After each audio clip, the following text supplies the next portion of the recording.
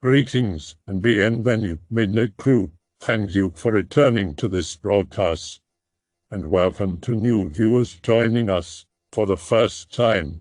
If you like a video, then feel free to subscribe.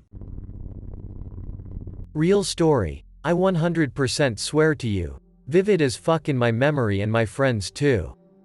Be 8 or 9. Camping with my friend, call him Sam, and his dad. Sam's dad is pretty pro Innowoods type, 60 years old, built as a motherfucker and serious as fuck.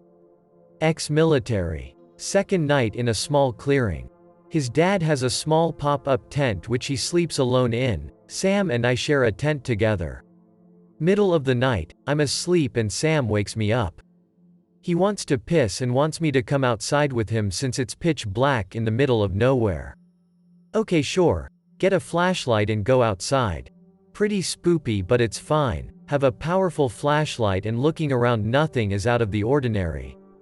Sam goes to piss by the nearest tree and I figure why not and piss by the tree next to that one while holding the flashlight. Finish up talking about some random shit when he hears Sam's dad. "Boys, come over here."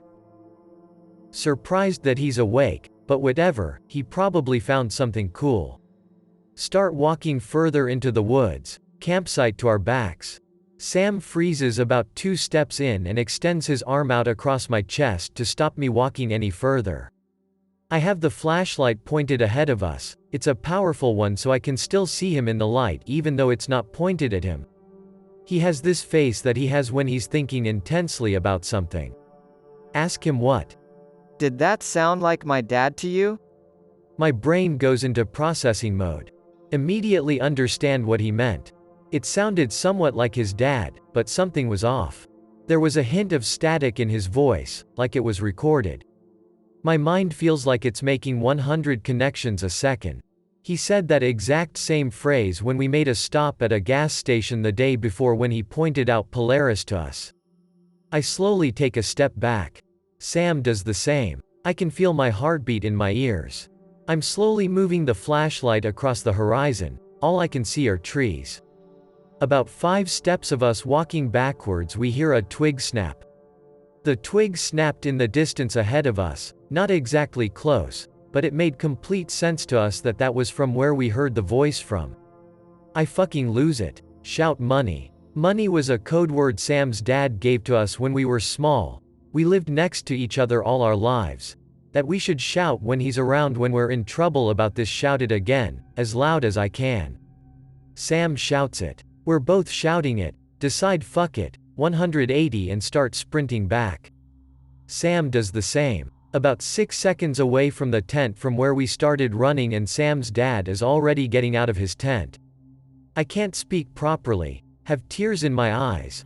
My heart is pounding so loud I can't hear properly, just keep saying help to his dad. Sam says that there's someone in the woods trying to get us. Sam's dad immediately gets his car keys and a hunting knife, puts us in his truck. Gives me my flashlight back but tells me to only use it in emergencies and turns it off. Holding his knife in one hand, turns off all lighting around us, and crouches down. I can't see him anymore. Can't see fucking anything. It's me and Sam in the back of his dad's truck with a light cover. We're shivering and shit. Want to speak but I can't, try to look at Sam but I can barely see his face. For the next however many hours, I don't hear anything. Those were the worst few hours of my life until dawn. A few minutes after dawn breaks, Sam's dad comes back. He had 2 knives on him. He says that he's been searching extensively throughout the night. Saw human tracks, they doubled back further into the woods and he didn't want to leave us so he was patrolling for anything else for the past few hours.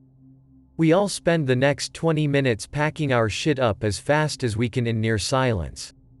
Pass out on the drive back. Make the drive back to Sam's house in 3 hours, normally a 5-hour drive. Sam's dad reported it to the local police. Nothing was ever found other than a few deserted tents. I live in Rio de Janeiro, Brazil. The city is not as violent as the media makes it to be, as a whole. But certain spots are just awful. We have a bunch of traditional history spooks as well. Brazilian drug lords are more creative than a group named after an Egyptian goddess of fertility when it comes to executions. Some involve pits full of starving caimans, crocodiles, samurai swords, and the infamous microwave oven, where they tie a standing person, place car tires around them up to the head, then light the tires on fire so the person bakes for a while before really burning. Historically speaking, we've had cannibal tribes before colonization, and after it came the slaves. The Imperial Museum in Petropolis, RJ, where the royal Portuguese family lived while they ruled Brazil, is extremely haunted. Been there myself and had to leave due to a constant dread and feeling of impending doom. I'm not even sensitive and don't really believe in spoopy stuff. Deactivated slave farms are said to be some of the most maddening places one can stay at. I know a bunch of people who had intense paranormal experiences in those places. We have Umbanda, Candomblé and Quimbanda everywhere, 3 religions that derive from ancient African traditions. One is white magic, the other mixed, the other black magic. Here it's very common to find offerings, decorated dead, dying animals and candles at crossroads, even in the middle of the city. Modern areas too. We have a huge list of serial killers, from old times till now. There is a great book called Serial Killers, made in Brazil, about them. Many are from the state of Rio. We have loads of cryptids and spirits, such as aquatic monsters, an indigenous type of werebeast, half-man, half-maned wolves or leopards, human-esque entities such as the Water Mother, Mãe d'Água, the impish Sachi Perere, the Kaipora and Curupira that protect the jungle, and even a type of dragon, the Boitata. I'm from an extremely small Illinois town, like 400 or so people, right off the Mississippi River. There's actually a ghost story that everyone in town knows. There's a couple different versions, but they're all about a woman who didn't want to go through with her marriage, which was held at a cliff overlooking the river, so she jumped off. This is right next to where the park is located now, and people say they see or hear her a lot. Also, this isn't exactly paranormal but still interesting, I think. Back in the day, there were pirates that used to hole up on a hill in the same spot that is now the park, and they would go out and sack boats carrying supplies up and down the river. Also, like half the town saw a UFO a few decades ago, the 70s, I think. My grandfather actually made it into the local paper for that one. I've also heard stories of a couple haunted houses. My buddy says his mom's place is haunted, and he's a skeptic to say the least. His mom swears up and down she saw the ghost of an old woman sitting on her couch one time. My dad said at his old place they used to hear someone running down the hallway, and this little girl he and his wife at the time were taking care of kept insisting there was a boy in the house that was her friend, but he was dead because of the hole in his head. The last one can easily be chalked up to kids' imagination, but it's still creepy as shit. Be me, with my best friend named Ree. We live in Washington. There's a ton of abandoned mines up in the mountains. We found a mine called the Great Republic Mine. It isn't too far away. Resources say there's 2 separate caves, but they are close to each other. We drove out. We probably should have left much earlier because by the time we got to the road it was already dark. Weird-ass trailer parks in the woods aren't welcoming at all. We find the river we're supposed to climb up to find the mouth of the cave. We head out with our flashlights in the dark and climb up. The river is all dried up, but as we climb we meet up with the water, and there's a lot. The water seems to be going underground because in the span of 10 feet it just disappears. We eventually find the mouth of the cave. It's supremely dark now. Hard to see even for gentlemen like us. We enter, walking through slowly. We quickly noticed a stench of sulfur. Expected from a cave like this. There's rotting wood everywhere. Huge logs laying around which somehow managed to get deep in the cave. The cave goes from walking upright, to crouching, to crawling and finally worming our way deeper into the darkness. Ree, being the guy that he is, doesn't want to turn around. although I doubt we could even if we tried. Eventually the cave opens back up again and it seems to be all good. We actually somehow ended up at the other cave. We climbed all the way underground to the other one. Ree, being the guy that he is, decides we head back the same direction. Seems fine, so we do it. As we head back down, we notice there's another trench we didn't notice on the way there. It's supremely small to fit through and horribly claustrophobic. We squeeze in and start climbing down the undiscovered area. Note: this hasn't been mapped online. The only information is 2 separate caves which ended up connecting. Pick related. We climb through the tight area for a while until it splits into numerous other caves. There's a lot more water than before, and more rotting logs which I still don't understand how they ended up there. Things are getting pretty spooky. We keep thinking we hear a croak, sounds like a frog croak, but it's very faint. We split up for the hell of it, which makes things more exciting. I leave a rock at the entrance to mark which way we came from just for the extra precaution. I walk to my side for about 20 minutes. It just ends, so I turn back around. I wasn't sure which one he went in. There were 4 directions, so I decided to wait until he came back. Sit there waiting for about 30 minutes, get bored and yell his name hoping to hear something. Another 30 minutes pass, no response. I decide to go into the cave I think he most likely went into. This one is much longer now, and is getting really tight. I doubt Ree could have climbed through it, and I was low on energy, so I said screw it. I then might have wondered if he left without letting me know, possibly thinking I did the same or something. Just getting tired of this whole thing, so I decide to leave and follow the rock I placed earlier. The exit seems to be taking a lot longer than I recalled. Just keep walking, hoping to get the hell out of there, until I realized I went the complete wrong way. Somehow the rock was moved, or I mistook it. Things are just getting exhausting. I turn around feeling completely lost. Very clearly mark the tunnel and go into the one to my right. Walk down this one for a while. I'm really not sure if it's the exit. I keep second-guessing myself, wondering if I shouldn't have turned around so soon on the previous one. I just feel overwhelming anxiety as I walk through cramped tunnels over and over. The longer I'm in there, the less sense my mind was making. I have no idea where Ree is, and I'm feeling helpless. Continue walking mindlessly through cramped tunnels for what felt like forever. After about 3 hours of panic and anxiety, I meet back at the center and Ree is waiting for me. Apparently he left hours ago and thought I went back to the car, so he hiked down, got really worried and went back in. Exhausted, we started hiking back where he came from and got out of there once and for all. Sorry, nothing extremely spooky happened, but I was really freaky while I was in there wandering around. Mazatlán. Quite a few demons, apparitions, satanic sects, gruesome murders, haunted houses. Sharing most notable. 70s college prom. Club at Los Altos. Top of Hop. An astonishing blonde comes in. Every guy asking her to dance. No to everyone, then she asks some dude. As they are dancing, rotten eggs smell arise.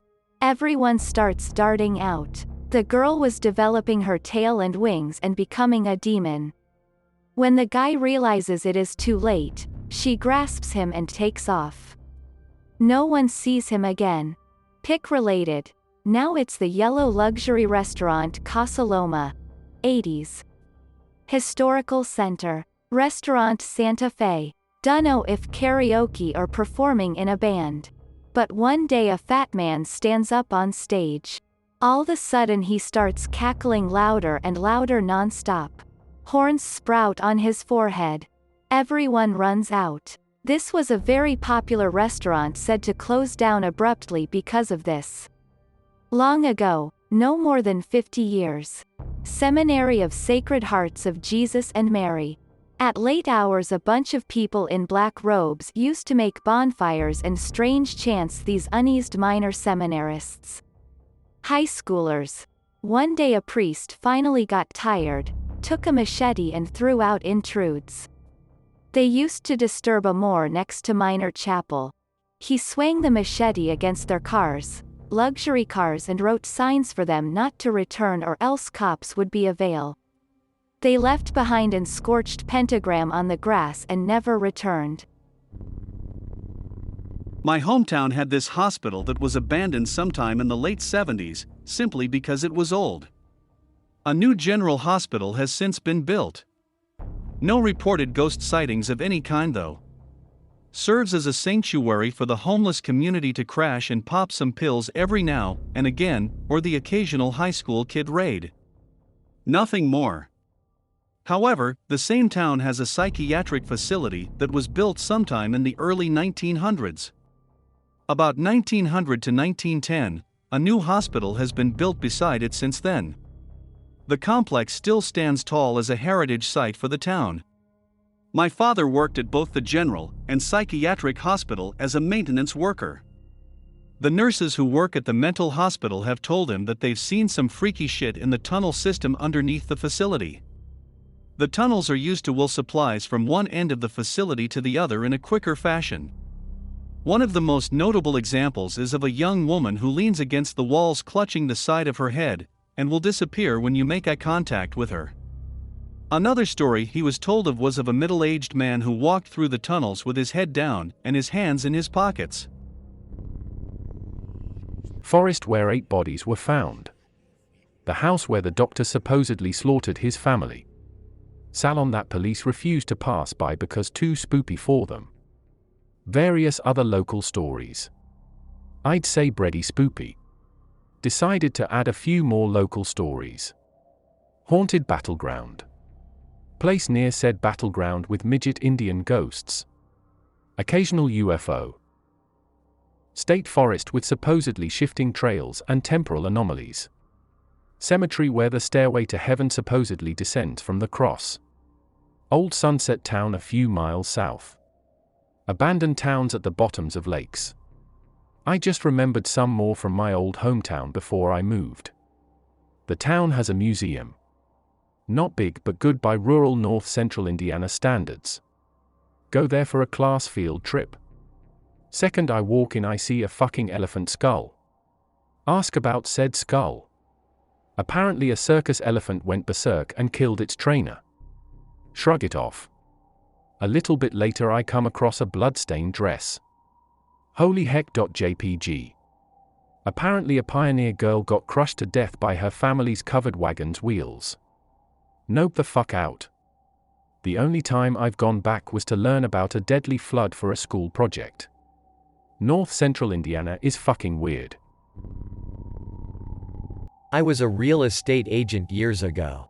I did it for about 3 years. One day while I was leaving a local coffee shop to enter my business vehicle, an older woman approached me. She told me she had her heart set on a house that was for sale but didn't have a real estate agent yet. She didn't know how to go about it, so I decided to persuade her into signing on with me and checking this house out. Weird thing is she said she didn't have a phone and that she lived in a small apartment in her kid's home. I kept asking how I could contact her and she said she would be in contact with me. Later that day I contacted the real estate agent that was selling the house in question. I had to set up the visitation on a last-minute basis due to the lady's nature of doing things out of the blue. A week passes by and again, the old lady catches me heading to my car. She approached smiling and uppity. She asked if we could go and I obliged her. We got to the house and parked. It wasn't terribly large or modern. It was a bungalow style from the 50s. We approached the door and I walked up the stoop to gain the key from the combination key compartment hanging off the door. I stick the key in the hole turn and open the door. I walk to in and push the door open and say come on in. I turn and the old lady isn't there anymore. I kind of stand there bewildered in a mental pause of confusion. I raise my eyebrows and walk back off the stoop and look around the front yard. Look in my car windows. I walk up to the sidewalk and look down the street. Where the hell did she go? I look at the house with the door wide open and see a small black cat sitting in the hallway. Its tail is slowly swaying from left to right, almost as if it is content or in a playful mood. I approach slowly and step 1 foot in to grab the handle and shut the door. I lock it and walk back to my car. Not really into Greentexting, so I will just write it out. When I was 14 to 17 years old, I used to get nightmares, sleep paralysis. Every single time this would happen, I would be half asleep and start hearing a buzzing in my ears, which would immediately put me into terror because I knew she was coming. My bedroom was situated in the basement, and I could see the stairs from my bed. So after the buzzing, a woman would come down the stairs, but she wouldn't move like she was stepping down them. She would somewhat glide down slowly. She had long black hair, and wore a white nightgown type thing, and I don't even want to explain how her face looked because I never looked directly at it. At this point, I would be terrified and she would come closer and closer to me, gliding, then she would just stand behind me and I could feel her looking at me. I always felt as though she was angry and evil. If I couldn't wake myself up, I would feel her cold breath on my neck as she inched closer and closer to me. I moved out, and this stopped happening. Recently, me and my partner had moved in with my father. I am 25 years old now, but in the first week of being there, my partner would be in distress having nightmares. He wouldn't talk to me about it. He would just say he had a bad dream and go back to sleep. We sleep in a different room in the basement, but one day he said he wanted to tell me about what he's been dreaming about. I never told him a thing about what would happen to me before. I have a hard time believing that anything paranormal is real. I don't even believe in God. But he went on to say that in his dreams, he would hear buzzing first. Then he said he would see a silhouette coming down the stairs, like a shadow, because we can't see the stairs too well from where we sleep. Anyways, he would see her at the bottom of the stairs, but said when he heard that buzzing he would start trying to make noises and wake himself up. I woke him up countless times because he would start making noises, like he was struggling, and I would be up later than him, so I always brought him out of it. But he said 2 times, he would see her. He explained how she looked to AT, only to say that her face was pale and shrunken in. Then he said on both of these occasions she wouldn't be fixated on him. I laid at the edge of the bed and him by the wall, but he said that she would float into the room and have a look of hate and anger fixated on me. Glaring at me, he said if looks could kill I wouldn't have woken up. He said that she would get close enough that he could see my hair move as she breathed down my neck and just stared at me. This, of course, terrified me. I haven't had any nightmares since I have been back. But he has. I am wondering if he could be my protector?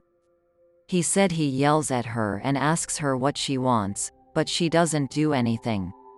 She just stares at me with hate. Mine's not great, but probably the one time I've been spooked the hell out. Be me, 20. About middle of January, if memory serves correctly. 2 buddies and I, Brad and Nick we'll call them, decide to go up to the peak off a mountain one night to see some snow. We live in Southern California. Snow is actually an experience for us.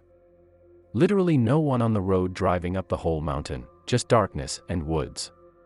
We finally get to the peak at about midnight, about 10,000 feet. No lights, houses, anything. Just the moonlight reflecting off of a snowy field. We play around, throw snowballs and stuff at each other, yell stupid shit, look up at sky. Stars were beautiful, had a clear view of the Milky Way. About 1:30 a.m. Decide to head back after walking around in some snowy woods. As we are walking, I hear some footsteps behind us. Brad and I pause for a SEC, he heard it too. Nick stops after a couple steps. Did you guys hear that? We try to listen to see if we hear it again. Hear the crunching steps in the snow. They sound way too big to be some little animal. We look around. Don't see anything. Hear the steps again. The steps are getting closer. We sprint straight back to the car, nope our entire way down the mountain. To this day I still don't know what that was. The steps that were crunching in the snow sounded way too big to be an animal, there was literally no one else around us, and all three of us heard it. Again, not the best story but it sure spooked me out. Mine isn't too crazy but it is pretty weird. I've told it a couple times a while back. Be me. Need to stay in shape so I always go jogging with some friends. This evening we were going to try a new route along a riverbank in South Carolina. Start out the jog during the evening, a beautiful sunset bleeds across the sky with a nice breeze, perfect scenic shit. I have two other friends, one is faster and one is slower, and within 15 minutes we're about half a mile apart with me in the middle. Twilight hits and the sky goes purple and finally black. I'm alone amongst the twinkling diamond sky and Reed swaying in the breeze, just jogging. As I continue, I see a light in the distance that is constantly flickering. I get closer and the light gets bigger. I conclude that it must be some kind of bonfire or something, and the flickering of the light must be things getting in and out of the way of my sight of the fire. As I get even closer, though, the light dims out and I cannot see it anymore. Okay, must be campers, right? Get to about where the fire was and I can immediately smell something I can only explain as burning coins or metal, if that makes any sense. Curious now, I see in the light of the full moon where the smoke is coming from. I take out my flashlight and creep underneath some underbrush by the river leading to the smoking location. The closer I get, the stranger the feeling I start to have. The smell of coins gets intense after a while, but I trudge onward. Must be people burning trash. Why I kept going from this point, I'll never know. Finally enter a clearing. Something isn't right. First thing I see are bare footprints in the fresh mud on the ground. Then flower petals scattered everywhere. Then, finally, a cow skull with flowers all around it in the clearing. I look at the smoldering embers, shine my flashlight on it, and it's fucking bones. Not anything else. No meat, no wood, no trash, just a pile of smoldering bones. Flies are everywhere. This is the point where I back the fuck out. Okay, let's go. Start to crawl back underneath the tree branches. Hear voices behind me, not sure what they were saying but human I'm sure. Nope. As quietly as I can, I get back to the river, back to the trail, and fucking bolt the rest of the way. Starry sky is flashing overhead of me. Not sure if my imagination, but kept hearing rustling in the thick trees and underbrush beside the trail. I pass my much faster friend. I'm still not sure WTF all of that was about. Probably just people being really weird. Sure as shit wasn't sticking around to get the full story though. Be me. Working while on break from school. Basically surveying cabins in the woods for owner who owned a bunch of stuff. Place is way out there, about 30 minutes on a main road and like 40 on mountain passes, etc. Get to cabin and it's basically one of those prepper wet dreams. I start working. About 2 hours pass and I hear sirens and whatnot, not close to me but in the far distance, totally don't even think about it. About 20 more minutes pass and I turn the corner from the back of the cabin to from. There I see a deputy gun drawn, get on the fucking floor. Nearly shit myself, drop my equipment and I'm on the floor. I'm like, what's going on? Doesn't respond. Hear him on the radio. I got the guy, I'm gonna go look inside now. Come out like 5 minutes later. Hops back on the radio and is like, there's no phone dispatch, you sure it came from here? Dispatch doesn't respond. Officer tries again. Dispatch says another call came through from same location. Freaky shit. Anyway, he takes the cuffs off and picks me up and says sorry and that they were getting a call from here that was pretty off. Asks me what I'm doing, I say working etc etc. Walks me through property so I can finish my job, and just as we are about to leave, his radio starts going on. Officer, the call is coming through again, dispatch sounds alarmed, etc. You sure nothing is there? Officer goes, no, nothing, no phone lines at all. Before he could finish, all of the light coming from the windows went black and the house started to violently shake a bit, and just like that it was done. Both of us booked it into our cars and floored it to the station. I hope that you enjoyed tonight's broadcast. If you enjoyed tonight's story, then please subscribe to the channel, as more Greentext will appear daily. A new broadcast will appear when the clock strikes midnight Central Time.